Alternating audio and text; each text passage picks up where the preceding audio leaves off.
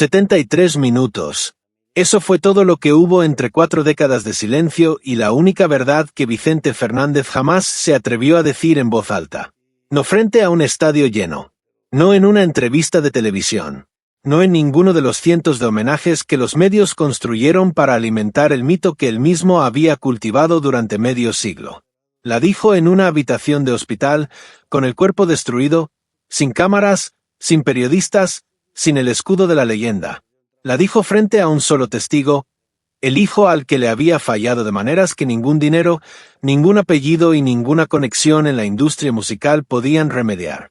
Y lo que ese hijo decidió hacer con esas palabras, meses después, sacudió algo que los medios de espectáculos nunca anticiparon, sacudió a millones de personas que nunca habían pisado un rancho en Jalisco, que nunca habían comprado un disco de música ranchera, pero que reconocieron en esa historia algo que era completamente suyo. Este video es para quienes alguna vez esperaron una conversación que no llegó a tiempo. Para quienes conocen la sensación específica de mirar a su padre o a su hijo y sentir que entre ellos existe una distancia que ninguno de los dos sabe cómo cruzar. Y para quienes siempre sintieron que detrás del mito de Vicente Fernández había algo que los medios nunca tuvieron el valor de preguntar ni el valor de responder. Hasta que ya no hubo tiempo para otra cosa que no fuera la verdad. Lo que vamos a explorar en los próximos minutos no es un escándalo.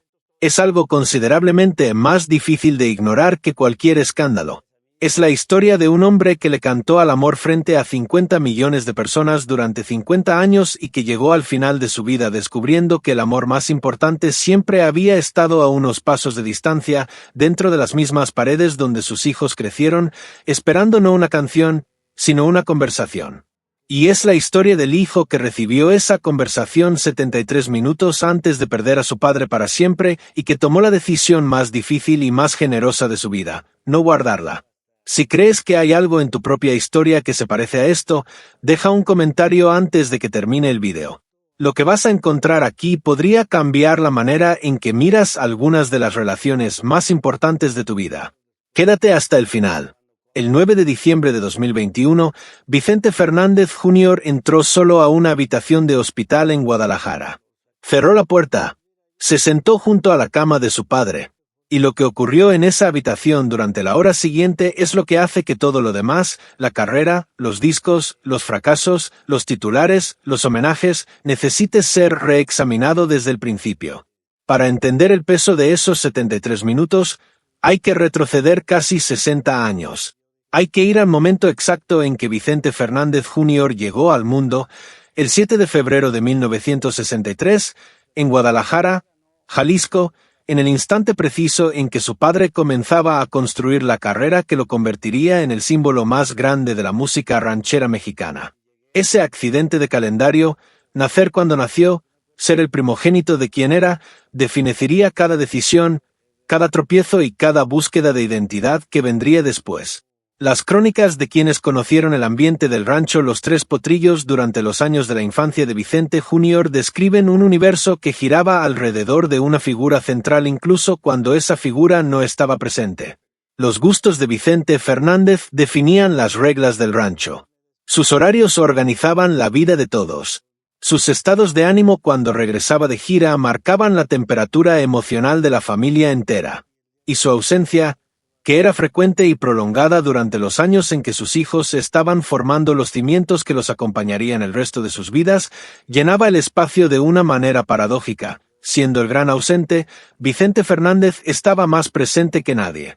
Muchos se preguntan cómo se construye la identidad de un niño en esas condiciones. La pregunta que nadie formulaba en esa época, porque el código de valores del rancho no la permitía, era esta. ¿Qué ocurre con un hijo que crece mirando al mundo entero celebrar a su padre mientras ese mismo padre regresa agotado, con la cabeza todavía en el escenario, con el cuerpo presente pero la atención en otro lugar? ¿Cómo construye ese niño su propio valor cuando el parámetro de referencia que tiene es inconmensurable? Las respuestas a esas preguntas tardaron décadas en articularse. Y cuando finalmente lo hicieron, en una entrevista de febrero de 2023 que nadie esperaba que fuera tan brutalmente honesta, la persona que las articuló ya no era el niño que había crecido mirando los pósters de su padre en las paredes de los vecinos. Era un hombre de 58 años que había atravesado el infierno y había llegado al otro lado con algo que sus peores años nunca le prometieron: comprensión. Existe un documento no escrito en la cultura de la música popular que establece una regla no negociable para los hijos de los grandes: serán medidos con la misma vara que sus padres, independientemente de si esa vara tiene alguna relación con lo que ellos son, con lo que ellos pueden hacer o con lo que ellos eligen ser. Vicente Fernández Jr. no inventó esa regla, pero fue uno de sus ejemplos más extremos y más dolorosos. Su carrera artística comenzó a finales de los años 80 con todas las ventajas imaginables y con la condena más difícil de superar que un artista puede enfrentar. Las puertas se abrían con una velocidad que ningún músico sin ese apellido habría experimentado. Las disqueras apostaban por él antes de que hubiera demostrado absolutamente nada, porque el nombre Fernández en una portada de disco garantizaba un piso mínimo de ventas que justificaba la inversión. Los contratos llegaban. Las oportunidades llegaban. Y con ellas llegaba algo que nadie en esa industria, ni siquiera él mismo, sabía cómo manejar: la expectativa imposible. Las crónicas de la época musical mexicana sugieren que los críticos no actuaban con malicia deliberada cuando comparaban cada actuación, cada disco, cada interpretación de Vicente Jr. con el nivel de su padre. Actuaban con la crueldad inconsciente de quien aplica un estándar sin cuestionarlo. Pero las consecuencias de esa crueldad inconsciente sobre una persona en formación son indistinguibles de las de una crueldad deliberada. El efecto es el mismo: la convicción gradual, lenta, sistemática, de que lo que uno es no es suficiente. Pedirle a Vicente Jr. que fuera Vicente Fernández era matemáticamente imposible. No por falta de talento, por la naturaleza irrepetible de lo que su padre representaba, el producto de una convergencia única de voz, tiempo histórico, personalidad y circunstancias que no podía heredarse biológicamente ni reproducirse artificialmente. Existían registros que plantean una duda razonable sobre si cualquier artista del mundo, equipado con cualquier nivel de talento, habría sobrevivido intacto a ese nivel de comparación sistemática. La respuesta que la historia de Vicente Jr. ofrece es que no. Que la comparación constante con lo inconmensurable no produce superación. Produce fractura. La fractura comenzó a hacerse visible a principios de los años 90. Vicente Jr. tenía entre 27 y 30 años, el periodo en que la mayoría de los artistas de su generación consolidaban sus carreras. Las ausencias a compromisos profesionales se volvieron frecuentes. Las grabaciones se cancelaban sin explicaciones claras. Las apariciones públicas mostraban a un hombre que en ciertos momentos no parecía estar completamente presente, como si procesara algo internamente que no podía salir a la superficie pero que se manifestaba en una desconexión característica. La industria musical mexicana de esa época no tenía las herramientas para entender ese tipo de crisis en términos de salud mental. Lo que la industria entendía era puntualidad y resultados. Y cuando un artista fallaba en esos términos, la respuesta era siempre la misma: alejamiento gradual, reducción de oportunidades, el silencio elocuente de los teléfonos que dejan de sonar. Desde el rancho Los Tres Potrillos, Vicente Fernández observaba lo que le ocurría a su hijo mayor con algo que las personas cercanas a ambos describían como una mezcla de preocupación genuina e incapacidad igualmente genuina para intervenir de la manera que la situación requería. Muchos se preguntan qué habría ocurrido si en esos años alguien en esa familia hubiera podido nombrar lo que estaba pasando con la claridad que el tiempo y la distancia permiten. La respuesta que las crónicas sugieren es que Vicente Fernández intentó ayudar de las únicas maneras que conocía: con dinero para resolver los problemas inmediatos, con conexiones para mantener abiertas puertas que de otra manera se habrían cerrado, con la autoridad del apellido como escudo. Lo que no pudo dar, lo que no supo dar, era lo único que su hijo realmente necesitaba en esos momentos: la presencia de un padre que se sentara, que mirara el dolor real detrás de la conducta problemática y que dijera en voz alta lo que Vicente Jr. llevaba años necesitando escuchar. Esa ausencia, esa conversación que no ocurrió cuando debió ocurrir, fue exactamente lo que Vicente Fernández mencionó específicamente en la habitación del hospital, 3 días antes de que se le acabara el tiempo. Para entender lo que Vicente Fernández le confesó a su hijo en esa habitación, hay que entender primero algo sobre el hombre detrás del mito que su imagen pública hacía casi imposible de ver desde afuera. Las crónicas de quienes lo conocieron en el ámbito privado, lejos de los escenarios y las cámaras, describen a un hombre criado en Genadhan, el Alto, dentro de un sistema de valores donde demostrar afecto abiertamente era interpretado como debilidad. Un hombre que absorbió esa filosofía tan temprana y tan completamente que para cuando tuvo hijos propios ya no era una filosofía que podía examinar críticamente. Era, como él mismo expresaría décadas después, el agua en la que nadaba sin poder verla. El resultado fue una de las contradicciones más poderosas y más silenciosas que una vida pública puede contener. Vicente Fernández era capaz de pararse frente a 50.000 personas en el Estadio Azteca y hacer llorar a cada una de ellas con una interpretación que venía de un lugar genuino, real, profundamente sentido dentro de él. Pero era incapaz de sentarse frente a su hijo mayor y decirle, en voz baja, sin audiencia, sin escenario, las 3 palabras que ese hijo llevaba toda su vida esperando escuchar.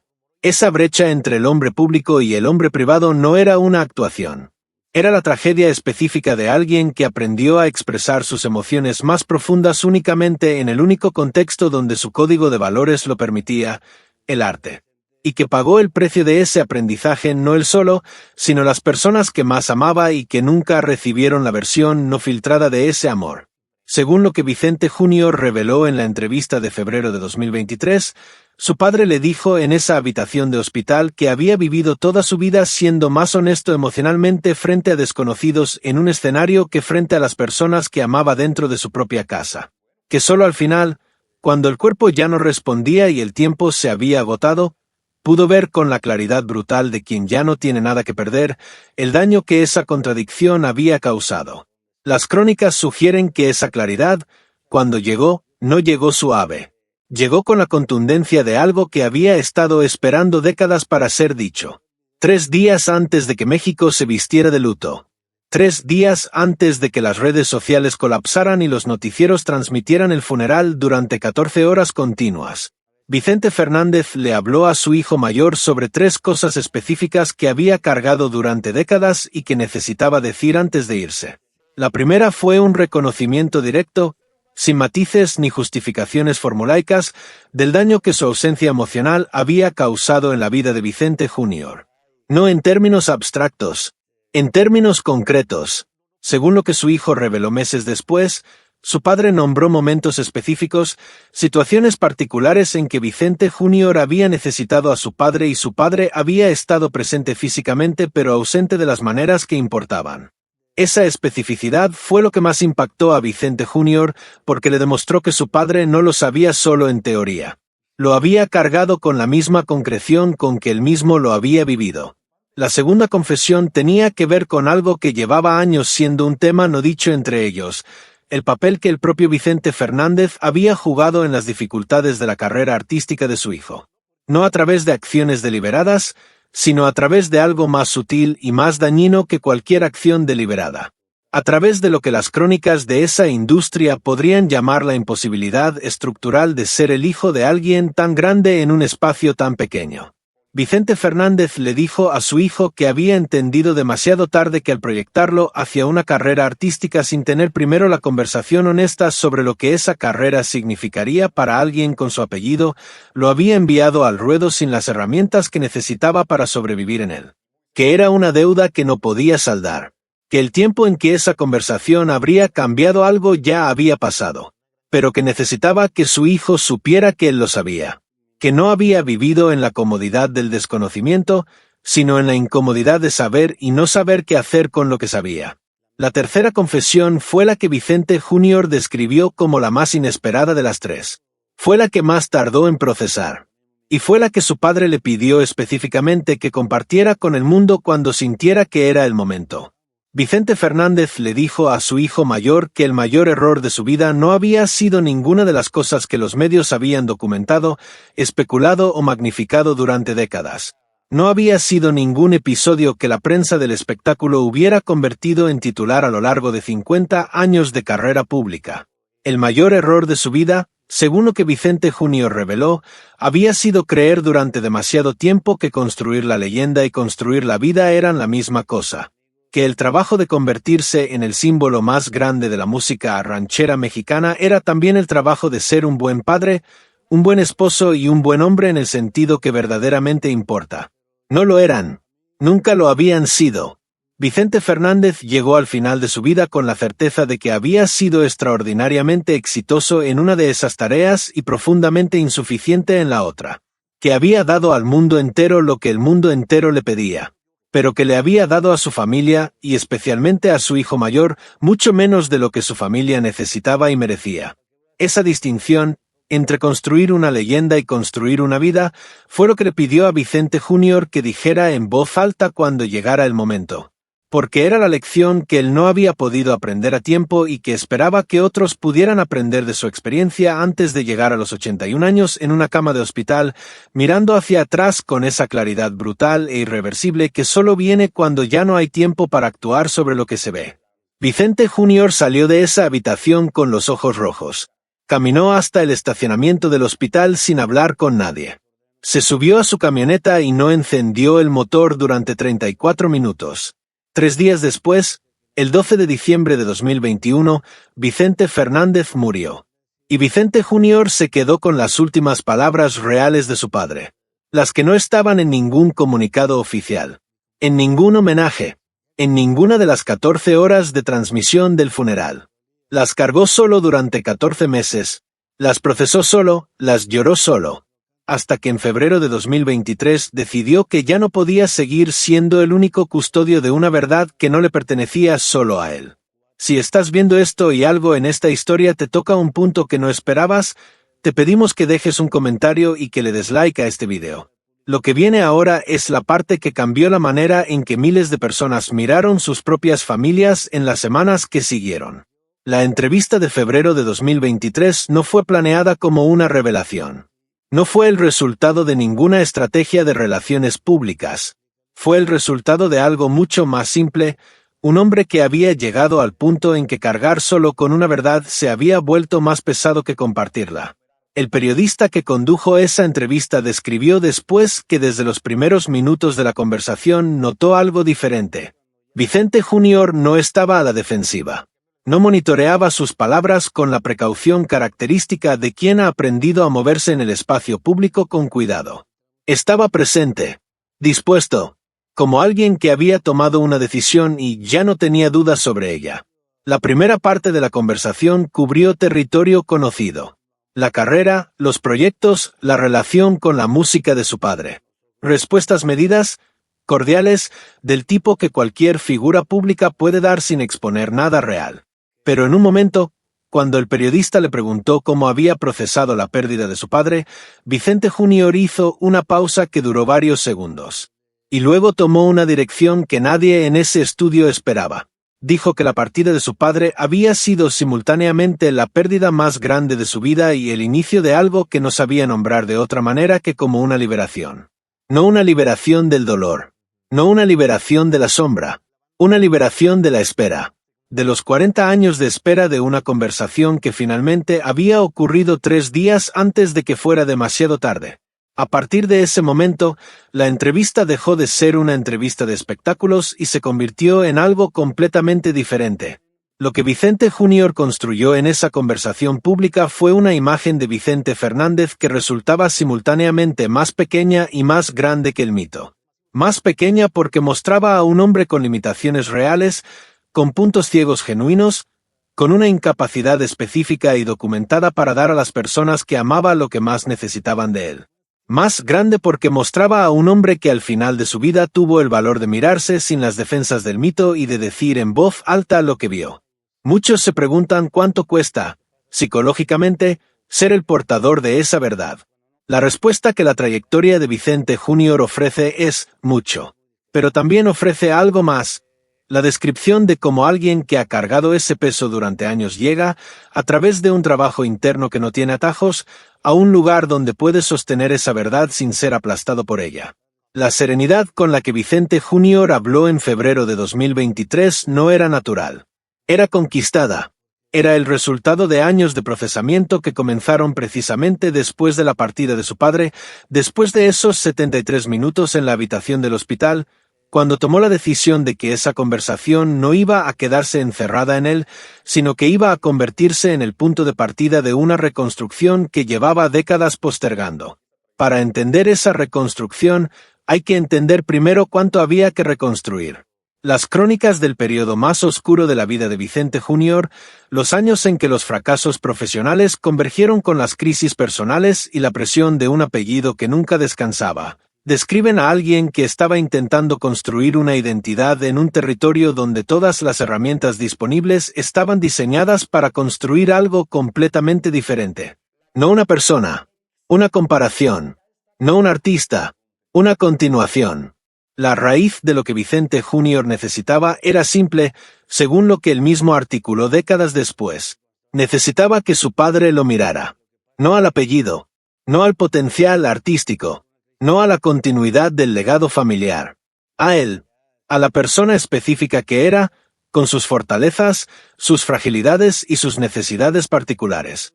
Y que le dijera que lo que veía valía, que era suficiente, que no tenía que ser nadie más que quien era para merecer el orgullo de su padre. Esa validación nunca llegó a tiempo, y la ausencia de esa validación fue el vacío que Vicente Jr. intentó llenar durante años de maneras que en algunos casos le costaron más de lo que ningún vacío vale. Lo que ocurrió después del periodo más oscuro de su vida fue un proceso que él mismo describió como el trabajo más difícil que había realizado. Más difícil que cualquier gira, que cualquier grabación, que cualquier desafío profesional. Fue la reconstrucción de una identidad que había sido definida durante demasiado tiempo en términos de lo que no era, en lugar de en términos de lo que era. La persona que Vicente Jr. encontró cuando dejó de intentar ser la sombra de su padre o la rebelión contra su padre, cuando dejó de definirse en relación con esa figura central y empezó a definirse en sus propios términos, era una persona que tenía valor real, que tenía una historia genuina que contar, que tenía una voz, no solo musical sino existencial, que merecía ser escuchada por sus propios méritos y no solo como apéndice de una leyenda más grande. Ese descubrimiento fue el que hizo posible que la conversación de 73 minutos en la habitación del hospital no lo destruyera. Porque cuando su padre finalmente le dijo todo lo que le había callado durante 4 décadas, Vicente Jr. ya no era el hijo herido que había pasado años esperando esa conversación desesperadamente. Era un hombre que había aprendido a estar completo sin ella. Y por eso podía recibirla no como la reparación de algo roto, sino como el regalo inesperado de algo que llegaba tarde, pero que llegaba de todas formas. La reacción que tuvo cuando escuchó la confesión de su padre, según lo que describió en la entrevista, no fue alivio. No fue rabia. No fue el cierre limpio y ordenado que las películas prometen cuando los padres e hijos finalmente se dicen la verdad. Fue la sensación de recibir en 73 minutos todo lo que había necesitado durante 40 años, sabiendo que esos 73 minutos eran los últimos disponibles, y que después de ellos no habría más tiempo para construir sobre esa base lo que debió haberse construido décadas antes. Cuando Vicente Jr. compartió esa parte de la conversación en la entrevista de febrero de 2023, hubo un silencio en el estudio que el periodista describió después como el más elocuente que había experimentado en 30 años de carrera. No era el silencio incómodo de una pregunta difícil sin respuesta. Era el silencio de un grupo de personas que acababan de escuchar algo que les tocaba directamente, que reconocían en sus propias vidas, que sabían que era verdad no solo para Vicente Fernández y Vicente Jr., sino para ellos mismos y para millones de personas que nunca habían sido famosas ni habían cargado un apellido legendario, pero que conocían perfectamente la sensación de haber priorizado lo urgente sobre lo importante hasta que lo importante se convirtió en lo irreparable. Ese silencio duró aproximadamente 8 segundos. Y esos 8 segundos fueron los fragmentos más compartidos en redes sociales en las horas siguientes a la transmisión. No el momento más dramático, no el más emotivo en términos de intensidad visible. Esos 8 segundos de silencio en los que todos en ese estudio, y todos los que escuchaban desde sus casas, estaban pensando exactamente lo mismo.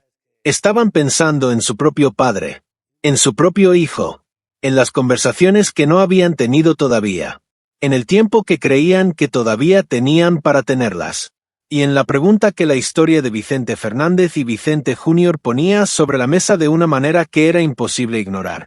¿Cuánto tiempo le queda a alguien para tener la conversación que lleva años postergando antes de que llegue el momento en que ya no haya tiempo? Si estás suscrito al canal, ya sabes que este tipo de preguntas son exactamente las que nos comprometemos a hacer. Si todavía no te has suscrito, este es el momento. Activa la campana, porque lo que viene ahora es la consecuencia que nadie anticipó, la que completa la historia. La reacción que generó la entrevista en los días siguientes no fue la que los medios de espectáculos esperaban. Esperaban escándalo. Esperaban revelaciones comprometedoras sobre la vida privada de Vicente Fernández que pudieran convertirse en titulares de 8 palabras. Esperaban la versión sensacionalista de una historia que desde afuera parecía tener todos los ingredientes: un hijo famoso, un padre legendario, décadas de tensión, una confesión en el umbral del final. Lo que obtuvieron fue completamente diferente, y precisamente por eso fue mucho más poderoso. En las primeras 24 horas después de la transmisión, los fragmentos de la entrevista donde Vicente Jr. hablaba sobre la confesión de su padre acumularon más de 14 millones de reproducciones en todas las plataformas digitales. Pero lo que diferenciaba esas reproducciones de las que genera un escándalo ordinario era la naturaleza de los comentarios que las acompañaban. No eran comentarios de juicio. No eran debates sobre si lo que Vicente Jr. había dicho era apropiado o inapropiado.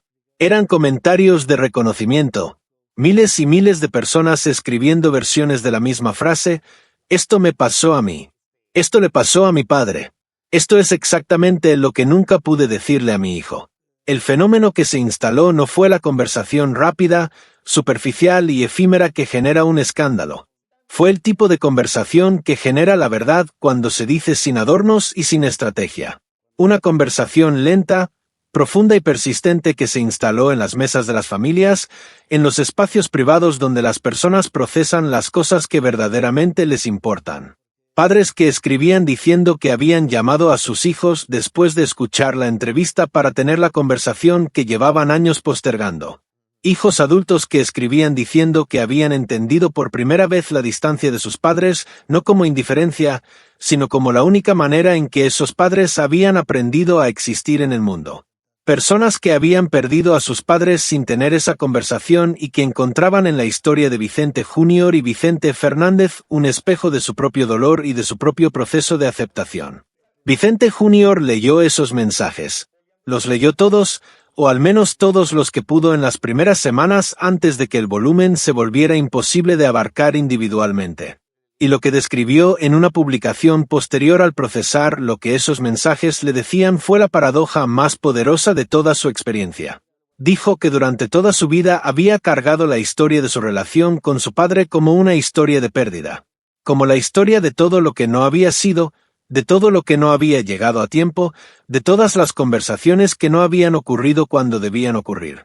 Pero que los mensajes de miles de personas que se reconocían en esa historia le habían enseñado algo que no había podido ver desde adentro, que la misma historia que él había vivido como una historia de pérdida era también, mirada desde otro ángulo, una historia de amor. Un amor torpe, limitado, expresado de maneras que no llegaban, guardado en silencios que dolían. Pero amor de todas formas. ¿Y qué entender eso? Finalmente entenderlo de verdad, no solo intelectualmente sino en el lugar donde las cosas se sienten, había sido el regalo más inesperado de toda esa experiencia. Alejandro Fernández rompió su silencio 10 días después de la entrevista de su hermano con una publicación que en su texto era inequívoca.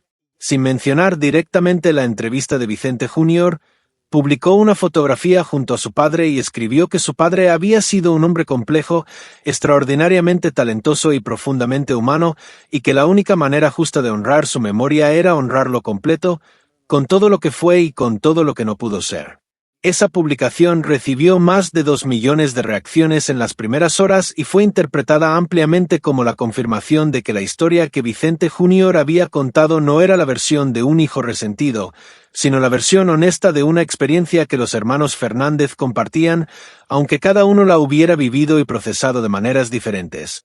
Las crónicas de personas cercanas a la familia que hablaron de manera anónima con distintos medios en las semanas siguientes coincidieron en describir algo que estaba ocurriendo dentro del rancho Los Tres Potrillos lejos de las cámaras. La entrevista de Vicente Jr. había abierto conversaciones entre los miembros de la familia que llevaban tiempo necesitando ocurrir. Había funcionado como el catalizador de un proceso que la partida de Vicente Fernández había iniciado, pero que la velocidad del duelo público no había dejado espacio para desarrollar con la profundidad que requería. La consecuencia que nadie había anticipado llegó en octubre de 2023, 8 meses después de la entrevista. Llegó de la manera en que llegan las cosas verdaderamente importantes en la vida de las personas, sin anuncio previo, sin preparación, con una sencillez que contrastaba completamente con el peso de lo que representaba. Vicente Jr. publicó en sus redes sociales una fotografía. No era una fotografía de estudio. No era una imagen producida por ningún equipo. Era una fotografía tomada con el teléfono celular, con la luz natural de una tarde en el rancho Los Tres Potrillos, que mostraba a Vicente Jr. sentado junto a su hijo mayor en el mismo portal donde Vicente Fernández había pasado las tardes de los últimos años de su vida. Los dos estaban mirando hacia el horizonte. No había poses. No había actuación para la cámara. Era simplemente un padre y un hijo compartiendo el mismo espacio con la comodidad de dos personas que no necesitan llenar el silencio para estar bien juntos. El texto que acompañaba la fotografía decía que había aprendido de su padre lo que no quería ser y había decidido ser exactamente lo contrario. Que la conversación más importante de su vida había ocurrido 73 minutos antes de perder a su padre. Y que desde ese día había tomado la decisión de no esperar, de decir lo que sentía cuando lo sentía, de estar presente de las maneras que importaban, de ser el padre que su hijo necesitaba y no el padre que la leyenda familiar requería. Esa publicación recibió más de 4 millones de reacciones en las primeras 12 horas. Y lo que se instaló en los comentarios no fue la conversación superficial que caracteriza a la mayoría de las publicaciones virales. Fue algo diferente. Fue una conversación real. Miles de personas hablando de sus propios padres, de sus propios hijos, de las conversaciones que habían tenido o que todavía no habían podido tener. Vicente Jr. había hecho con una fotografía y 3 líneas de texto lo que su padre había hecho durante 50 años con su voz. Había llegado al lugar donde las personas sienten las cosas que verdaderamente importan. La historia de Vicente Jr. y Vicente Fernández, vista completa desde el principio hasta ese portal del rancho en octubre de 2023, no es la historia de un fracaso. Es la historia de un aprendizaje que tomó 2 generaciones en completarse. Vicente Fernández aprendió la lección demasiado tarde para aplicarla de manera significativa en su propia vida familiar. La aprendió en una cama de hospital a los 81 años, con el cuerpo destruido y el tiempo agotado, con la claridad brutal de quien ya no tiene nada que perder siendo completamente honesto. La aprendió y la entregó a su hijo en 73 minutos porque era lo único que todavía podía darle y que tenía valor real. Vicente Jr. la recibió a los 58 años. Tarde también, pero no demasiado tarde. Con tiempo todavía para hacer con ella algo diferente a lo que su padre había hecho. Con tiempo para romper el patrón. Para ser el primero en una cadena de hombres que no esperaría hasta el último momento para decirle a su hijo lo que sentía. Esa transferencia de una generación a otra, ese aprendizaje que viajó de una habitación de hospital a un portal de rancho en Jalisco, fue lo que Vicente Jr. describió como el regalo más grande que su padre le había dado en toda su vida. No los discos, no el apellido, no las puertas abiertas ni los privilegios del legado. El regalo más grande fue esa conversación de 73 minutos que llegó 40 años tarde. Que no llegó a tiempo para reparar el pasado, pero que llegó exactamente a tiempo para cambiar el futuro. La última vez que Vicente Jr. habló públicamente sobre su padre, en una entrevista de radio en diciembre de 2023, exactamente 2 años después de su partida, el periodista le preguntó si había logrado encontrar paz con lo que su relación con su padre había sido y con todo lo que no había podido ser. Vicente Jr. pensó la respuesta durante varios segundos. Luego dijo que encontrar paz no era exactamente la manera en que él lo describía. Que encontrar paz implicaba resolver algo, cerrar algo, llegar a un punto donde el dolor ya no existía. Y que él no creía que el dolor desapareciera del todo. que había cosas en su relación con su padre que siempre iban a doler porque el dolor era la evidencia de que habían importado, de que la relación había tenido un peso real, de que ninguno de los dos había sido indiferente al otro, aunque no siempre hubieran sabido demostrárselo. Lo que se había logrado, dijo, era entender a su padre no como el mito, sino como el hombre específico que era, con la historia específica que tenía, con las herramientas que tenía disponibles y con los límites que esas herramientas le imponían. Un hombre que había amado a su familia de la única manera que sabía, y que al final de su vida había tenido el valor de reconocer que esa manera no había sido suficiente, y que ese reconocimiento, esos 73 minutos en la habitación del hospital, eran lo más honesto que su padre había hecho en toda su vida. No en el escenario, no en los discos, no en las entrevistas, en esa habitación, con nadie mirando y sin nada que ganar ni que perder, Vicente Fernández había sido finalmente, completamente y sin reservas, el mismo. Eso, dijo Vicente Junior, era suficiente. No perfecto, no lo que habría necesitado, pero suficiente. Porque hay padres que le cantan al amor frente a millones de personas durante toda una vida y que aprenden demasiado tarde que el amor más importante siempre estuvo a unos pasos dentro de las mismas paredes donde crecieron sus hijos, esperando no una canción, sino una conversación. Y hay hijos que esperan esa conversación durante 40 años y que cuando finalmente llega, aunque llegue 73 minutos antes de que sea demasiado tarde, tienen la generosidad de recibirla no como lo que faltó, sino como lo que alcanzó a llegar. Porque al final lo que no se dice en vida pesa más que cualquier legado. Y lo que sí se dice, aunque sea al último momento, puede cambiar todo lo que viene después. Si esta historia te movió algo, si reconociste en ella alguna conversación que todavía no has tenido, te pedimos que dejes ese pensamiento en los comentarios. Escribe simplemente a quién se lo debes. No para nosotros, para que lo veas escrito. Porque a veces nombrar algo es el primer paso para hacerlo. Dale like a este video si crees que hay alguien en tu vida que necesita escuchar esto. Y suscríbete al canal, porque seguiremos trayendo historias que no se quedan en el titular, sino que van al lugar donde las cosas verdaderamente importan.